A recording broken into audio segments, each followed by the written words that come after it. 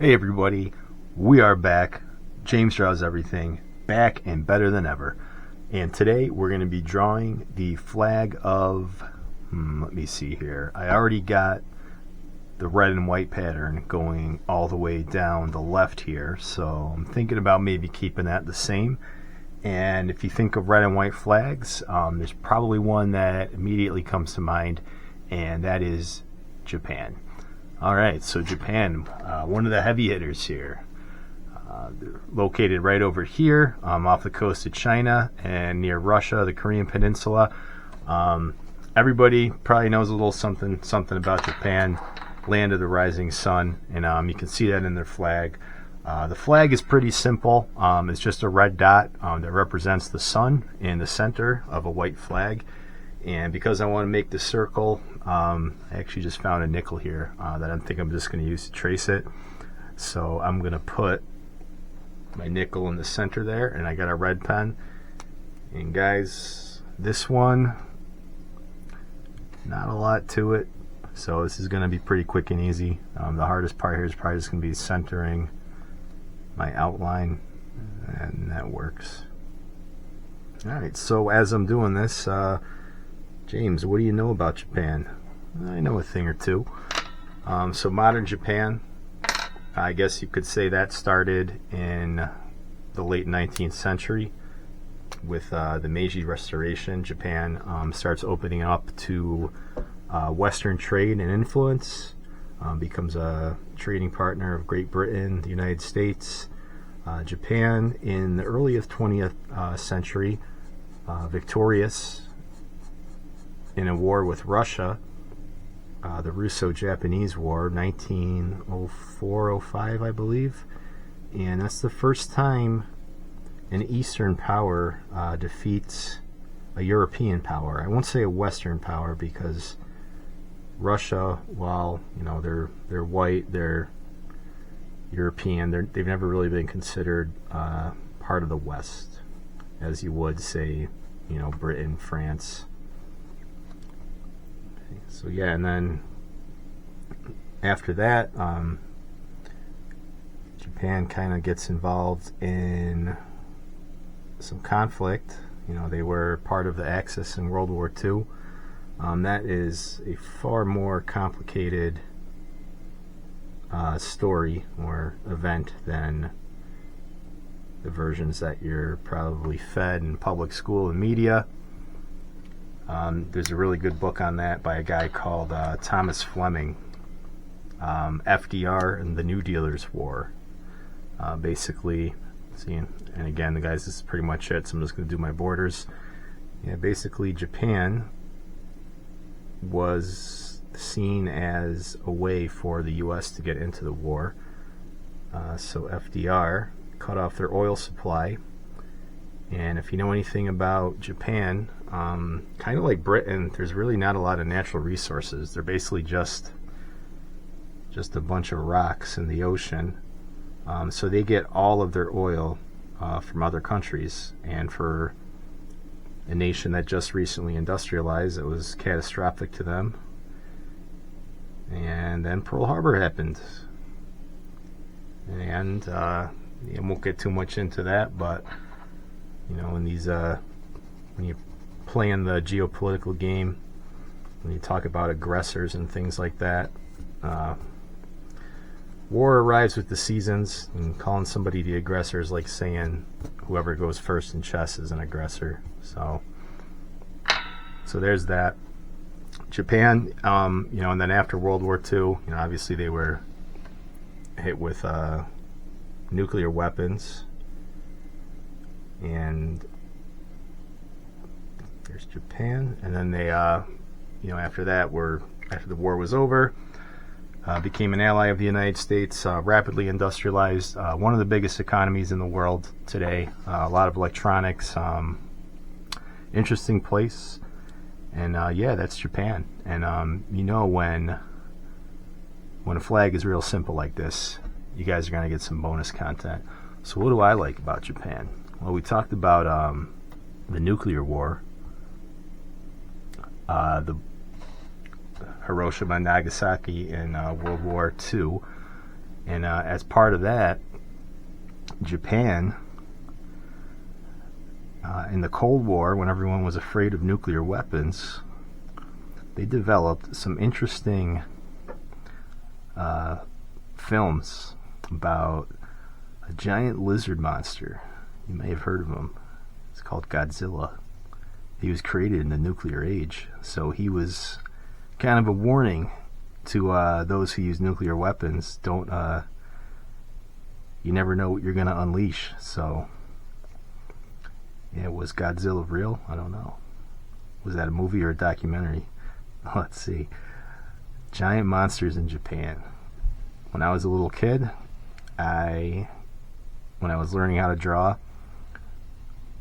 they used to have Godzilla movie marathons on, and I used to love watching those. And a lot of that stuff kind of taught me how to draw, because I just draw in my notebooks and stuff in school.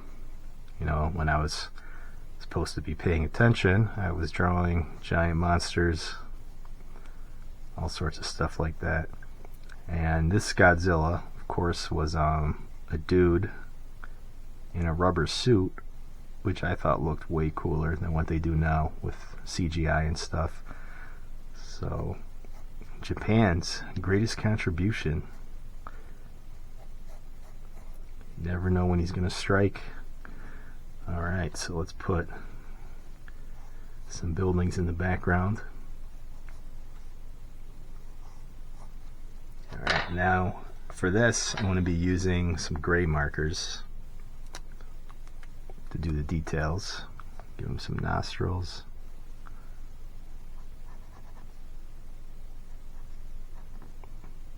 And this is just a quick one. Give you more bang for your buck here at James Draws Everything.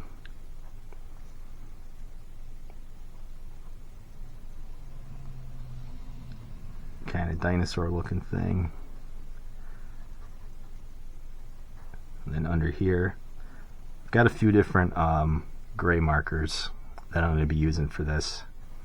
So what I usually do is, if I'm working monochrome like this, monochrome meaning just like one color, I like to work from light to dark. So start with my lighter colors and then work my way up with my darker ones. Alright, so I kind of know where my shadows are going to be. You can tell the light source is on the top, so the bottom of his fingers are going to be darker. And because this arm is behind his chest, that's going to be all silhouette.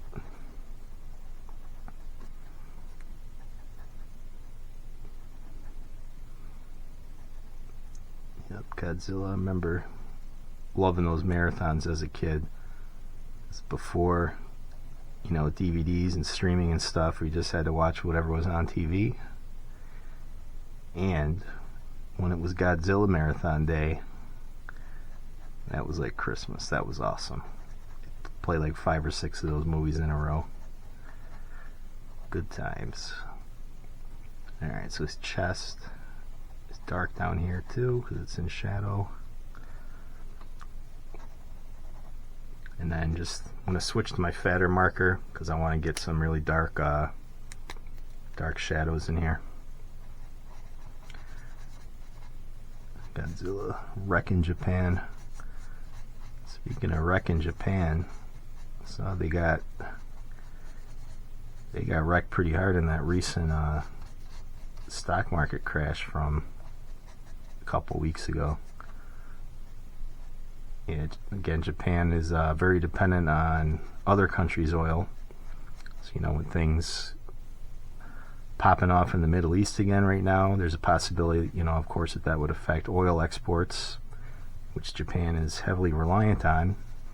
Then a combination of that and stock market crashing for various other reasons, you know, kind of puts them in a tizzy. Well, at least it's not Godzilla, right? You can come back from that. Alright, let's make that darker.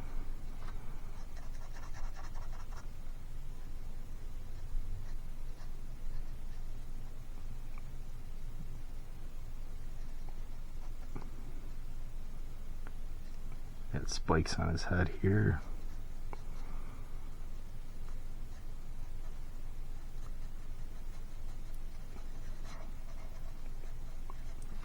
This part's kind of dark too. Alright, so I think I'll just make his chest pop a little bit more in there. Alright, and then just gonna start doing my buildings just real quick.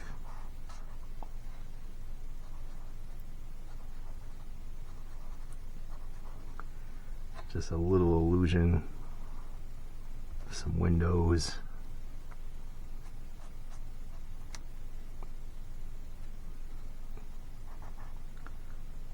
It's a fire escape or something up top. Alright, so I also have a much darker gray and a much lighter gray here that I'm kind of just going to work into my lighting here. Yeah, as you can see, this is a really light gray, so it makes that other one pop a lot more. So I'm just going to carry my shadows out a little bit more along the contours of his face. He's got a bunch of little like bumps and stuff on his skin. We can do that with a darker one later. Right now I just want to put in where I want my lighter areas to pop. And this is almost all dark over here. Just kind of shade in my buildings a little bit. He's getting there. Alright, now let's get our really dark one out. And with my really dark one, I'm just going to use the finer line here. Just going to kind of go over his teeth, make those pop a little bit. Just kind of tighten up the areas where I really want it to be dark, like his eyes, his nostrils.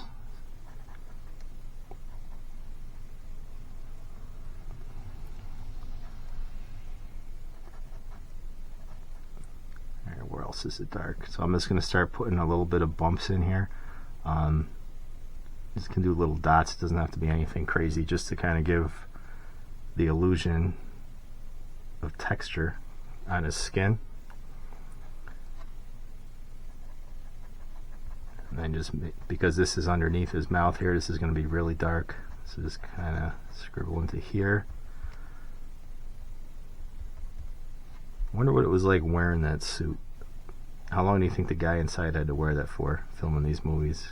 You know, obviously they did multiple takes, but I had to imagine suiting up in that thing was not comfortable.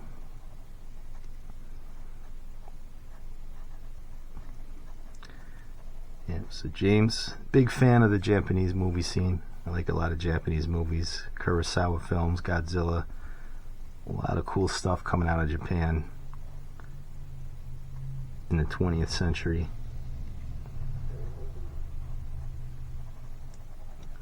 Make this really dark. Just kind of give some more bumps on his skin here, and then I think with the rest of it, let's add some bumps down here too. With the rest of it, I can switch over to the fat marker, if I can get it off, and then really darken that up.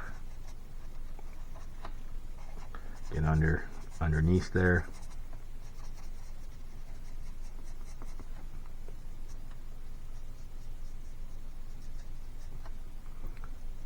See, I'm not really stressing too much about detail here, just kind of scribbling a little bit, and as long as your scribbles kind of go in the direction of your shape. See, like kind of here, I'll show you real quick, like I'm bending them a little bit so that they're round like his fingers, and it'll all come together in the end.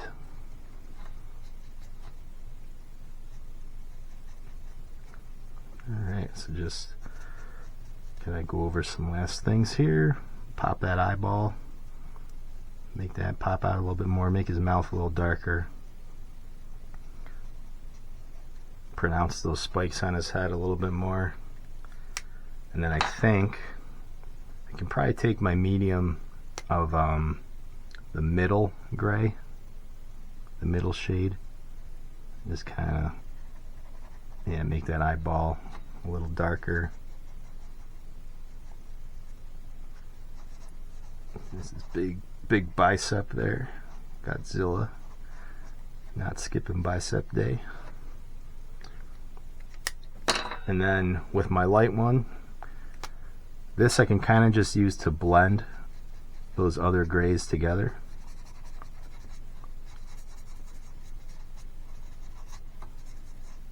And then just leave some of it white. I'm just kind of dragging out where I already used the dark ones, just to, again, kind of make them blend. Alright, and then you can probably use that light one again, just give it a little bit of a hint of a background here, as this poor city was about to get wrecked. And just kind of go a little bit more over here.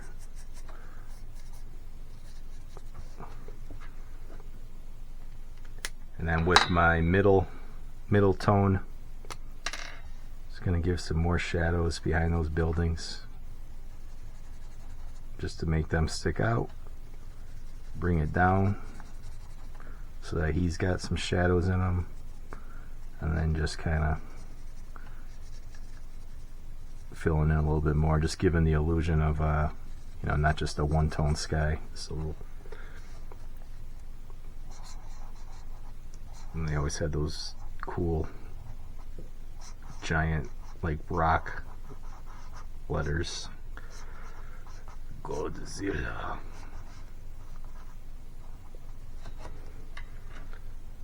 Alright everyone, that's Japan. That's the #1 export of Japan, Godzilla. And I am James. And don't forget to comment, like, and subscribe. And I will catch you on the next video.